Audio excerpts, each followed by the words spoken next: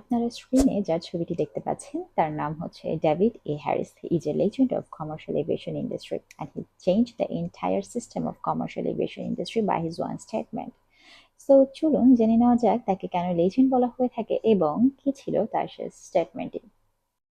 1934 সালের 22শে ডিসেম্বর কলম্বাসের ওহিওতে তিনি জন্মগ্রহণ করেন. তিনি পেশায় ছিলেন একজন পাইলট.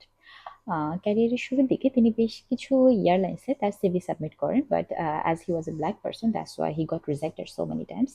অ্যান্ড দেন 1964 সালের দিকে তিনি ইউএস এর একটি major airlines, American airlines which is very famous, সেই এয়ারলাইন্সে তিনি অ্যাপ্লিকেশন করেন এবং তখন তিনি একটি স্টেটমেন্ট দেন, and that was I am a black.